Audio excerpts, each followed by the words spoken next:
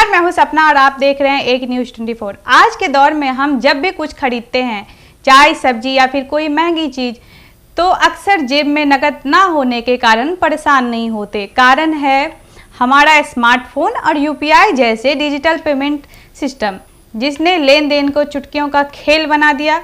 लेकिन क्या आपने कभी सोचा है कि भारत में मुद्रा का इतिहास क्या रहा था?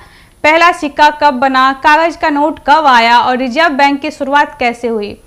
भारत में मुद्रा का इतिहास बहुत पुराना है। ईसा पूर्वी 6वीं शताब्दी में महाजनपद काल के दौरान भारत में पहली बार धातु के सिक्के चलन में आए। उन्हें पंचमार्ड कॉइन कहा जाता था।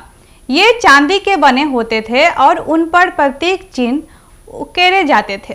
मौर्य, गुप्त, मुगल और बाद में दिल्ली सल्तनत और मराठा शासन के दौरान भी अलग अलग शासकों द्वारा जारी किए गए सिक्के व्यापार का प्रमुख माध्यम बने रहे।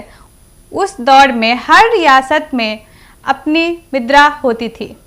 भारत का पहला कागज का नोट 1770 में बैंक ऑफ हिंदुस्तान द्वारा जारी किया गया था। उसके बाद 9वीं शताब्दी में ब्रिटिश सरकार ने कई बैंकों के माध्यम से बैंक नोट जारी करने की शुरुआत की, लेकिन एक रूपता नहीं थी। इस समस्या का हल करने के लिए 1935 में भारतीय रिजर्व बैंक की स्थापना हुई। उसके बाद से 1949 में आरबीआई के राष्ट्रीयकरण के बाद एक भारत की मुद्रा जारी करने वाली एकमात्र संस्था बन गई। 1990 के दशक में भारत में इलेक्ट्रॉनिक पेमेंट सिस्टम की शुरुआत हुई, लेकिन असली क्रांति 2016 के बाद हुई, जब डिजिटल भुगतान को बढ़ावा मिला।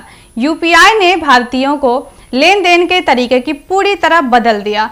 अब क्यूआर कोड स्कैन करके आप किसी भी दुकान, ठेले, ऑनलाइन प्लेटफॉर्म पे भुगतान कर सकते हैं, वो भी बिना नकद के। आज भारत डिजिटल रुपए जैसे उपयोग कर रहा है। यह एक आधिकारिक डिजिटल करेंसी है जिसे रिजर्व बैंक जारी करता है। भारत की मुद्रा में हजारों सालों का लंबा सफर तय किया है, धातु के सिक्के से लेकर डिजिटल वॉलेट तक। और अब जब आप मोबाइल से पेमेंट करते हैं तो समझिए कि आप उस ऐतिहासिक यात्रा का हिस्सा है, जो समय के साथ और भी आधुनिक होती जा रही है। इसी तरह का न्यूज़ देखने के लिए जुड़े रहे हमारे साथ एक न्यूज़ 24 पे। धन्यवाद।